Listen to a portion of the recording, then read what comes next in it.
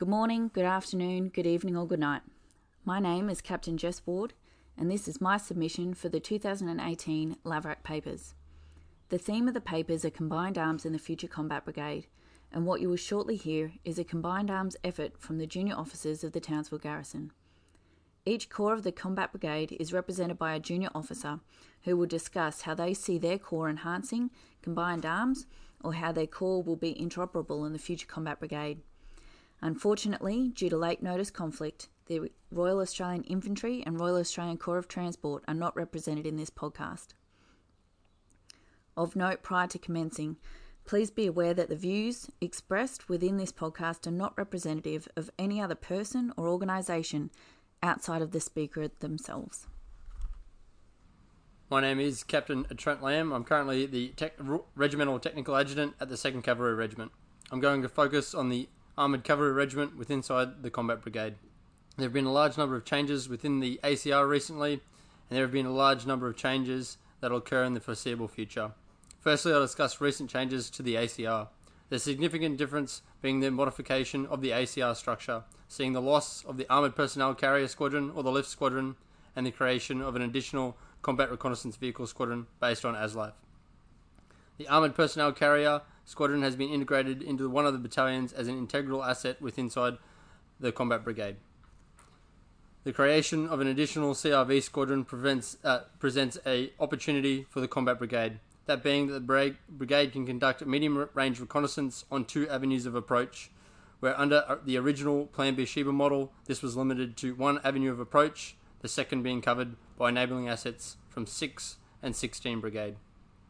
This gives the Combat Brigade a greater ability to inform the Brigade Commander's PIRs, allowing a higher level of tempo within the Combat Brigade. The CRV Squadron is the cornerstone of medium reconnaissance within the Australian Army. There is no other organisation which provides the persistent level of surveillance that it provides. Secondly, the installation of MFOX, or the Mounted Family of Computer Systems, within the M1, A1 and M88 fleets, has improved the C4I systems within those fleets to a level which allows those systems to integrate into the Combat Brigade's C4I architecture. The Tank Squadron has been BMS enabled. This supports combat team actions. Looking to future developments within the ACR, it is difficult to look past Land 400 of Phase 2 and the introduction to service of the Boxer CRV. The introduction of this platform to service will enable the CRV Squadron to achieve things which were impossible with ASLAF. The Boxer CRV provides an enhanced level of protection to crewmen, an improved level of firepower through the Lance 2-person 30mm turret and the Spike ATGM, giving it the ability to destroy main battle tanks. The Boxer's enhanced C4I system will seamlessly integrate with that of the Combat Brigades, something which isn't the case with ASLAF, using the legacy fleet of radios and communications equipment. The introduction to service of the Boxer CRV will impact the mission because commanders will accept greater risk due to the increased capability of the vehicle. The improved C4I system will enable the CRV squadrons and the ACR as a whole to better integrate into the combat brigades. The enhanced C4I system will assist in creating a common operating picture, adding additional sensors to the brigade. This improvement comes at the cost. It is likely that the level of cognitive load on the crewmen, namely the crew commander, will increase. Looking further into the future, the development and installation of weapon-enabled BMS will change how the battle is fought, allowing targets to be marked by one system and targeted by another, in a similar fashion to how the American Kiowa and Apaches work together as hunter-killer teams. This will enable the CRV squadron to remain below the detection threshold, as the squadron could mark targets which could be prosecuted by an armed UAV, precision artillery, or a main battle tank. I believe that in order to prepare to operate in future combined arms teams, there needs to be a focus on training with C4I systems, especially BMS. Being able to operate BMS needs to become as familiar to soldiers of all ranks as the operation of their rifle.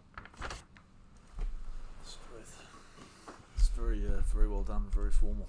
I don't think mine's going to be nearly as slick. Great. Okay, so my name is Lieutenant Wade Higgins. I'm an FO, or a JFT commander, from 4 Regiment. 3 Brigade. I'm here to talk about the future of artillery, or potential future. So the future lies in the fact that fires are most likely to be more lethal, to be able to fire further, and to be more accurate than what we have today. So currently within the artillery orbit, we have precision guidance kits and munitions, which include smart rounds and Excalibur PGMs. Now, within the Australian Army experience, they've been considered rather expensive and a rather exotic capability. Certainly the future will see those rounds become more preferable in terms of our options, and certainly more cheap, and hence we'll see more engagement with those weapons. This will allow artillery to be much more accurate, much more responsive, and the challenge, I suppose, for our corps and for the supporting call signs will be learning how to integrate those capabilities and those rounds specifically into their manoeuvre plan. So specifically, it allows us to incapacitate the enemy through the guided targeting of nodes, of CPs and supply nodes, rather than just destroying 1,000 tanks and incapacitating them physically. We're rather undermining their ability to respond and to command. Further to that, on the horizon we see such deep fire capabilities as HIMARS. That is a high mobility artillery rocket system. That comes with 2 capabilities, both rocket assisted and a missile system. The rockets which enable which are used in the HIMARS are accurate out to about 70 kilometres, and that missile system is actually accurate out to 300 kilometres. Now that allows us to support such things as the cavalry medium recon capability and the deep strike or deep fight capability. It has been called such things as the grid square removal system, or the grid square killer, and it comes with added bonuses of being able to provide the Australian Army with route denial or anti-access area denial. It's also been proven to be successfully fired off of a ship onto land, and vice versa from land, denying sea routes as well. So that's certainly a big development in terms of the Australian Army's long-range fires capability. Maintaining my artillery hat badge, but moving over to perhaps a GBAD sphere, we are potentially introducing the system called NASAMS, which stands for the National or Norwegian Advanced Surface-to-Air Missile System. Now currently our key GBAD asset is the RBS-70, which is a very short-range man-pad air defence capability. The NASAMS system, if I can call it that, fires the AIM 120 advanced and medium range air-to-air missile. However, it's from the surface launching pad. Now these surface to air launching capability is actually very small. It'll allow us to move many pods around the battle space attached to something as small and as light as the PMV light variant, or Hawkeye. And allows us also to have much greater standoff ability, being able to be fired remotely from 25 kilometres. Very different capability to what we currently have in the RBS-70. It also has a range of 15 to 20 kilometres, with a radar detecting and tracking range of up to 180 kilometres. So just some key changes there that we'll see in the next, say, 10 to 15 years. That will greatly enhance the artillery's ability to support the Australian Army's manoeuvre capability. And that's it from me. I'm Captain Aaron Garnham, the Intelligence Officer for 3rd Battalion, Royal Australian Regiment. The views expressed in this podcast are my own and do not reflect Army or Defence policy. Army is commencing the largest level of modernisation since World War II. This will provide both opportunities and risks to the combat intelligence professional of 2030. opportunities in the level of information, but risks in the need to conduct greater levels of analysis to value add to this information. The 2006 Australian Defence White Paper indicated that enabling systems, such as intelligence, are key priorities in order for Army to fully exploit this modernisation. The phrase strengthen analytical capability is a phrase the White Paper uses and what I will refer to you. To be useful to the 2030 Combat Brigade, the strengthened analytical capability must focus on combat intelligence. Simply described, intelligence needs to maintain focus on the enemy, utilising the parameters of weather and terrain. Terrain being divided into PMECPT, being political, military, economic, social, infrastructure, information, physical environment and time. Using these parameters, combat intelligence will focus on the most pertinent elements to the commander to complete their mission.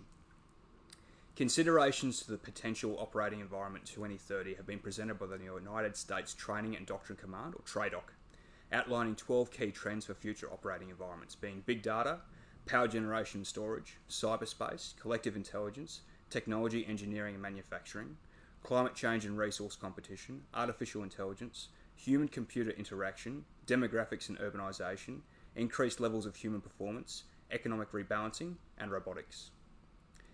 The increase in lethality, precision and protection by the 2030 formation, battle group and combat team headquarters will be matched by the increase in sensors, feeds, both live and recorded, and data capture. The opportunity that this will form and enable combat intelligence with raw information like never before.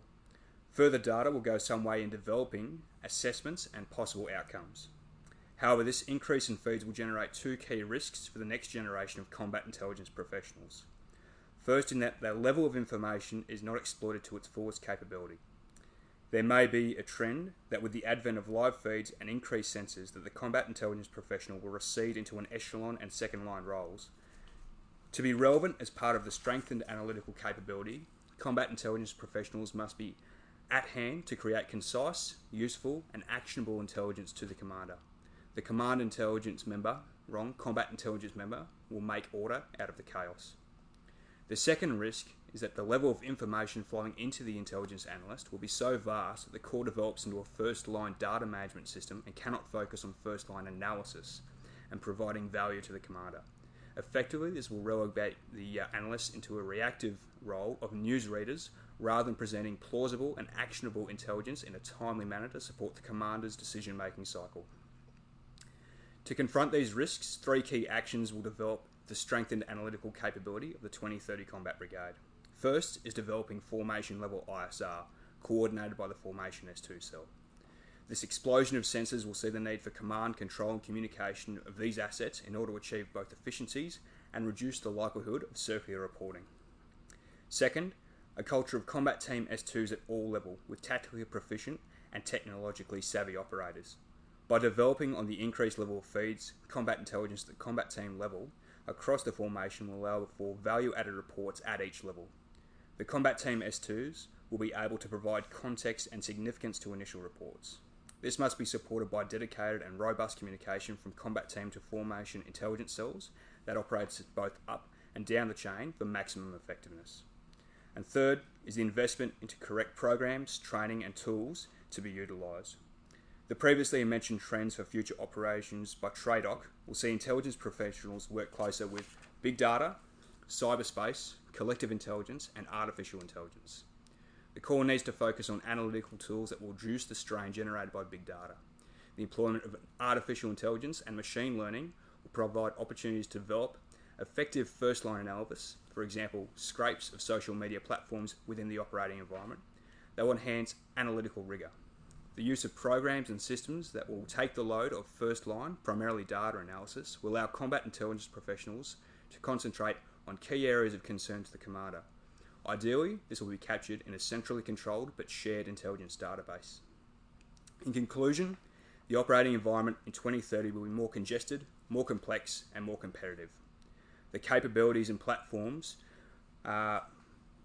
provide possible threat force elements will have by 2030 will see a reduction in the technological advantage Australia currently enjoys. This increased the significance of intelligence to create a tactical advantage. The platforms due or likely to come into service run the risk of making combat intelligence professionals redundant if they do not focus on adding value at each level of command and enhancing the intelligence cycle and then distributing to the lowest possible level.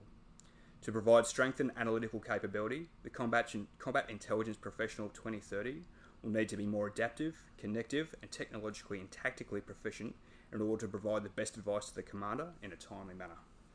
G'day, my name's Captain Rihanna Velo. I'm the S35 at the 3rd Combat Engineer Regiment in Townsville, and I'm here today to talk to you about military engineer effect in the Future Combat Brigade.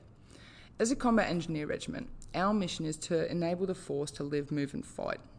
We achieve this through our engineer functions of mobility, counter-mobility, survivability and sustainability, enabling combined arms operations. The Corps recognises that we must balance individual to collective training progression across current and emerging capability, with the requirement to integrate military engineer effect within combined, joint and interagency teams.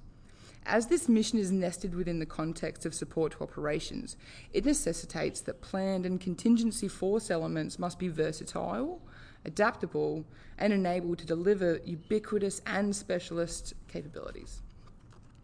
Force modernisation on our horizon includes something like Plan KEO. I'm not going to bother trying to explain that to you guys.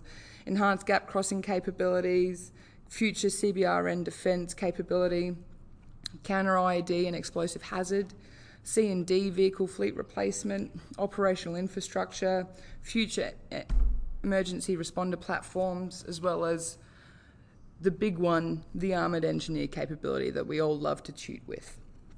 Amongst this is the swathe of ongoing soldier combat ensemble modernisation, digitisation of the force, communications and battle management system being developed and upgraded constantly. So what does it all mean for us? Collectively, this modernisation will deliver enhanced and enabled operational military engineer effect in support of the Australian Army and operations. Through rose-tinted glasses, our ability to enable the Combat Brigade to live, move and fight with our habitual integration and relations will be realised. But at what cost? Individual training liability, even without considering collective, is enormous, even overwhelming. Synchronisation of Army and Defence recognised training and qualification with their civilian equivalents becomes burdensome and counterintuitive in most cases. The restructure of Army and Defence's training and learning delivery is happening, but it still impedes our ability to maintain proficiency and competency growth, let alone skill maintenance and investment in core soldier and sapper skill sets.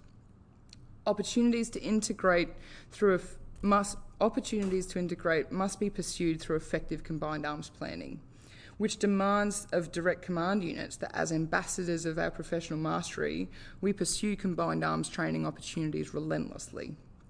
As Royal Australian Engineers, a combat engineer regiment must achieve training levels and standards relevant to the force gen cycle they're in, as aligned with our core mission essential task list. Our CMETs include planning engineer operations, command, control and coordination of engineer operations, material exploitation, construction, mobility support operations, counter-mobility, survivability, winning resources, and probably as a capstone, enabling those engineer operations. Granted, some of these are very niche specialty engineer tasks, but majority of them should be conducted in a combined arms environment in order to provide realistic and challenging training to our junior leaders, supporting those combat corps directly and also supporting or enabling those units or teams providing the combat service support function. So often we have to reschedule 1 Charlie, 3 Charlie, even 5 Charlie training achievement in order to support MPSRs, international engagement, the training institutions that are understaffed and under-resourced.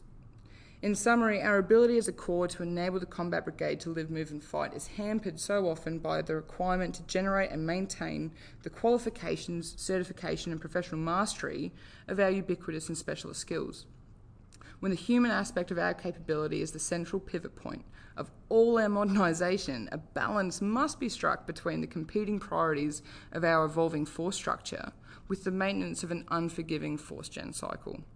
Thanks for listening. I hope I've given you something to think about. This is Captain Rihanna Velo signing off. Follow the sapper. My name is Jacob Marshall. I'm the Regimental Signals Officer of the 2nd Cavalry Regiment. I'll present 2 ideas relating to the Royal Australian Corps of Signals role in the future Combined Arms team, focusing on communications at the division and below level. Firstly, I'll present an argument for a change to radio communication security that we could make now in the short term. And secondly, I'll present a hypothesis relating to communications utilising technology termed operationally responsive space. Finally, I'll conclude with some general points that I think are important to note for current and future combined arms communications.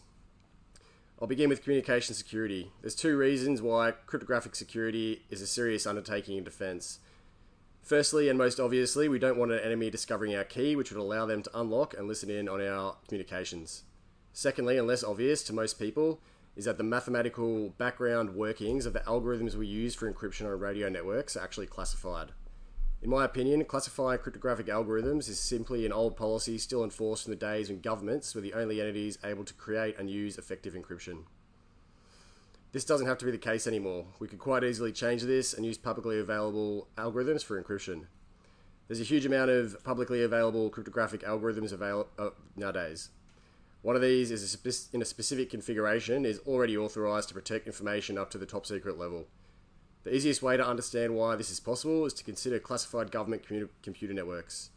These rely on commercial hardware which can only employ public encryption algorithms.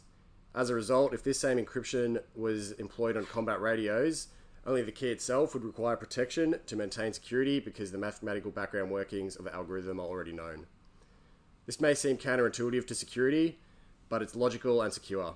Knowing the mathematical workings of an algorithm doesn't mean that it is any less secure. The cultural change that would be required to employ this type of encryption in defence would lead us further towards employment of devices such as smartphones. This is a whole separate topic in itself, but essentially, with the correct checks and balances, we could see soldiers using apps similar to WhatsApp in the medium term. In my opinion, this sort of intuitive communication should be our aim within the combined arms team of the future. If people want to learn more about this topic, search for the National Security Agency's Suite B encryption on the internet. My second topic is a long-term vision coined operationally responsive space, a term I borrow from the Operationally Responsive Space Office of the United States Air Force. Essentially, operationally responsive space is the launching of smaller and cheaper satellites much faster than conventional projects would. In my context, I'm suggesting that in the future, there could be the capability to launch one or more small satellites that could replace large satellites after disablement or add additional redundancy to a geographic area. I want to provide a few examples. Firstly, the United States Air Force Operationally Responsive Space Office takes about 3 years and $100 million to launch one conventional large satellite, as opposed to 10 years and $1 billion in a traditional project. The second example is a commercial company, Sky and Space Global, who are in the process of launching a worldwide, comparatively cheap satellite phone constellation using shoebox-sized satellites that cost only $64,000 each, not including the launch costs. To cover the entire world, they're planning on launching 200 satellites. Lastly, the US government have a number of other projects in the works. Two interrelated projects they're working on are water cooler-sized imaging satellites and using an F-15 as a relatively cheap launch platform. As can be imagined, there's no shortage of constraints in any attempt to employ such a system. Some problems that I see as very difficult to overcome are firstly the cost. This will of course reduce in the future, but will always be expensive.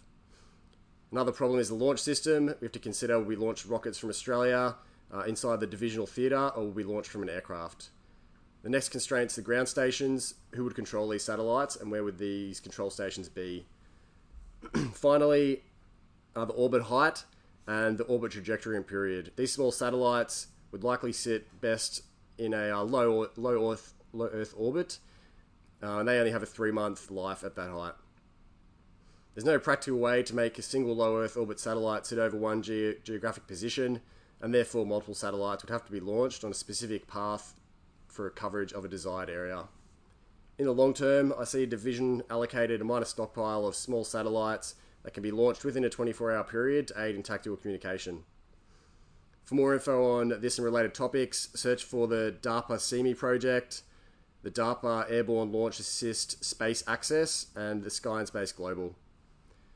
Both operationally responsive space and the overhaul of communication security in defence are two key efforts I see as enabling the future combined arms team. By way of closing, it's obvious to those who have been around longer than I that there is a continuing problem with integration. It's important for everyone to note that as we progress into the future, There'll be more and more communications and more electronic systems employed within defence. Unfortunately, I think this integration problem is pervasive and requires significant effort from many stakeholders to mitigate or overcome. Hello, my name's Captain Rob Roman. I'm the S4 posted to the 3rd Battalion, the Royal Australian Regiment. The following discussion piece is entirely my own opinion and in no way does it reflect the Australian Army or the Australian Defence Force. Today I'll be very briefly discussing the future of supply or ordnance within the Australian Army, and in particular the challenges and perhaps changes to the supply chain that Army might see going into the foreseeable future. The general scope of the discussion will be the introduction of Land 400 and Land 121 vehicles and the complexity that will introduce to supply. I will also discuss the need to close what I would consider will become a gap in the supply chain, particularly in the forward echelons, and how we can close this gap by land or with the use of drones. The future of supply and warfare very much depends on the future of the conduct of warfare. Supply in many ways must remain reactive and responsive. Land 400 and Land 121 have and will continue to see a noticeable size difference, specifically with vehicles such as the Boxer replacing the ASLAV, the 40 Mike and HX-77 replacing the Unimog and the Mac, the Hawkeye and the yet to be confirmed replacement for the M113 AS4. This, coupled with an increased focus on the combined arms style of warfare, will add a lot of complexity and higher volumes of demand from the supply chain. Some key factors of change may be the speed at which the fight is executed and the inevitable increase in demand and distance distribution that will be required to keep up with new technologies as they emerge. With increased speed, manoeuvrability, firepower and complexity of technology, the gap will occur when the rate of resupply cannot keep up with the supply requirements. This may be for various reasons, such as parts and supply shortages, increased distance and volume requirements, supply echelons not being able to keep up with the demands, and the list goes on. It is also important to identify where these gaps might take place. Due to the increased speeds of motorised and mechanised F echelons, I foresee these gaps occurring somewhere between the A1 and the B echelon. This is not to say the A2 echelon will suffer the most, but the link from the A1 to the A2 echelon and the A2 to the B echelon may be under the most amount of stress and the most thinned out into the foreseeable future. This is for a variety of reasons. 1, as mentioned, the increase in vehicle size. 2, increased requirement for equipment parts in the front line. 3, the speed at which combined arms warfare can and likely will be conducted, particularly if you factor in the strides in digitisation and communication speed and detail increasing. 4, the complexity of a combined arms team sees many different platforms being synchronised to great effect. This increases the supply burden due to the specialist requirements of each piece of equipment and the requirement to maintain and sustain them concurrently to many other types of equipment. And 5, CSS ConOps will continue to provide challenges, particularly in the A1 echelons. Supply will need to continue to be task organised, especially in the combined arms environment where each specialisation within the combined arms team has specific requirements which continue to become more complicated, mainly due to technological advances. So how can these gaps be bridged without having a detrimental effect on the warfighting itself? In my opinion, in a lot of ways, the Army is on its way to achieving this by way of self-protected supply chains. It's all well and good to defend a BMA or a CSST, but we must continue to develop self-protected logisticians en route to the distribution point and at the distribution point.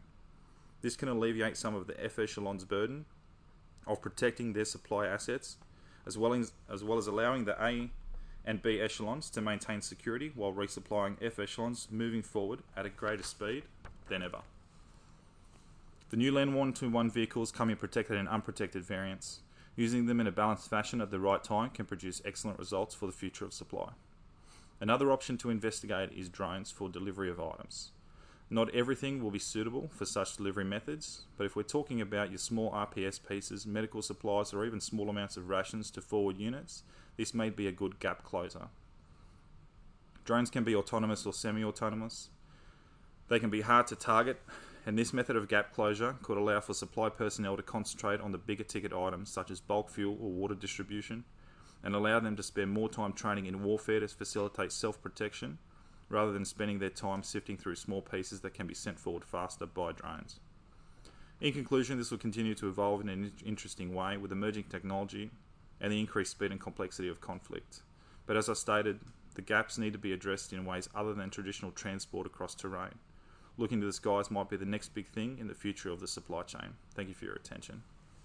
Hello, I'm Captain Jessica Ward, the current adjutant of the 3rd Combat Signal Regiment, and I'll be discussing maintenance in the Future Combat Brigade.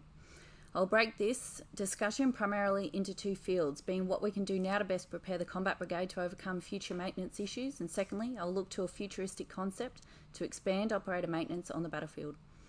With the introduction of many new capabilities through projects such as Land 8120 for engineer support platforms, Land 121 and its series of phases including the introduction of medium weight, medium heavy vehicles and PMVLs, Land 400 for the combat vehicle systems, and Land 52 for the unrolling of the NFV replacement, to name only a few, the Army is becoming a lot more equipment reliant.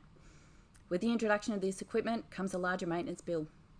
The constraints of RAMI and contracted solutions have been analysed and examined by people much smarter than me, so I'll discuss two relatively easy and cost-neutral things that can be done to ease this burden slightly. To directly quote the Commander 4Com Directive 6817, effective maintenance underpins Army's warfighting capability, whether deployed or undertaking raise, train, sustain activities. Within that same document and echoed in the subordinate garrison maintenance directives across 4Com, it has been recognised that in order to achieve a high level of equipment capability and therefore operational readiness, commanders must take the lead in creating a culture of equipment stewardship. Changing the mindset of commanders from the top down in order to place a degree of importance on preventative maintenance through operator maintenance and equipment husbandry will assist in reducing corrective and breakdown maintenance. This can be done through something as simple as a change in battle rhythm. This can be dedicating time for operators to conduct preventative maintenance under the guidance of the integral RAMI assets, be that through central presentations or walkthrough of the vehicle bays during this time. It can also be achieved by commanders ensuring they amend their own battle rhythm to walk through the bays and inspect the platforms and associated NTIs, for example. As the saying goes, if it is of interest to the commander, it is of importance to me. Commanders who cultivate a culture of maintaining high equipment capability in what is becoming a heavier and more mobile and interoperable fighting force will reap the benefits on the battlefield. Those that do not invest in changing the mindset of their subordinates and emphasising preventative maintenance will place a greater pressure on the logistics system and their own creativity should that equipment not be usable or attainable through other means in time. The second proposed fix to increase capability within the Combat Brigade is a little more complex and will take a little more time. This is changing the posting plots for new tradesmen. Noting the scant number of tradesmen in first-line units and the growing push for anything outside of light-grade repair to be pushed rearward, it is advantageous for newly qualified tradesmen to spend their first posting in an FSB or CSSB prior to posting forward. I will use the example of ECM 421s in the CSR. There are currently two positions for a 421 or a boffin to the layman within the unit establishment for the CSR. Noting the requirement for promotional courses, personal circumstances, medical downgrades, and time taken on conducting other than maintenance tasks within a regiment, it is unlikely that at any given time there is only one 421 conducting maintenance on the shop floor or deployable into the field. Due to this, that 421 is the SME to the CO on all aspects of their role, which according to the MAE is the repair and maintenance of radios, optical instruments, electro-optical or electromechanical systems, radar systems, electronic vehicle control systems, and electronic surveillance equipment.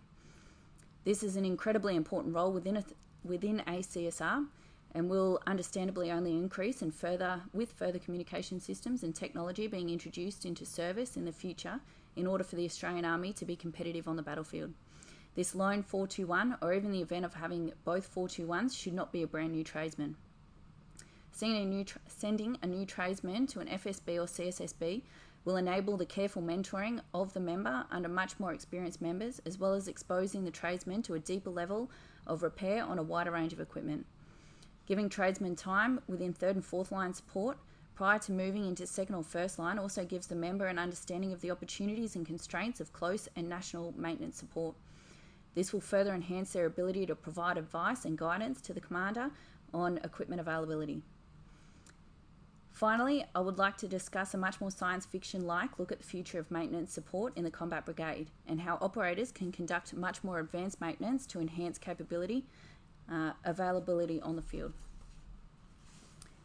In 2006, John Scalzi published one of my favourite science fiction books, which was the sequel to his previous work, Old Man's War. This was The Ghost Brigades. In this work, Scalzi explores a concept whereby soldiers have an implant placed in their brain that acts almost like an internal search engine, thereby providing them with instant information on historical battles, tactical manoeuvres, and identifying and breaking down enemy equipment. This may seem incredibly futuristic, however Elon Musk, my Staffordshire puppy's namesake, and the brilliance behind the companies such as SpaceX, Tesla, and the Boring Company, has recently backed a brain-computer interface business called Neuralink. This business is looking at implanting hardware into the human brain, which will merge with software to keep pace with advancements in AI. This will enhance the cognitive abilities of human being, and where I see a potential, albeit in the very distant future, noting the level of research and medical testing required, is the advancement of the operator on the ground during conflict. Operators will be able to quickly look up and follow step-by-step guides to diagnosing maintenance issues and possibly rectifying them without the requirement for recovery and backload to conduct further maintenance, thereby maintaining the capability in fight. I'm sure there will be many more productive uses for this technology as well, and ending on a science fiction note for this discussion, I hope leaves you, the listener, with more innovative ideas of your own for future combat brigade. Despite the enduring fundamental nature of war, the character of war is always changing, and each generation has had to find its feet in and predict the future of a new battlefield. Throughout this podcast, you have listened to the junior officers of 3 Brigade define some of the current constraints to providing combined arms support in the future combat brigade, and therefore the enduring requirement for commanders to accurately prioritise any enabling support. You have heard about some of the predicted constraints of future warfighting, and changes that can be made now to help bridge the gap. Most importantly, you have heard about the integration of new warfighting platforms and technologies that will assist in providing clarity to the future fog of war. Combined arms is the future of warfighting. Building relationships, theorising, learning, training and fighting as one combined and integrated team will help ensure success on the battlefield. With that in mind, I would like to close by thanking my peers and friends for their time and patience in participating in this podcast, as well as their like-minded passion for the continued development of themselves and the organisation. Thank you.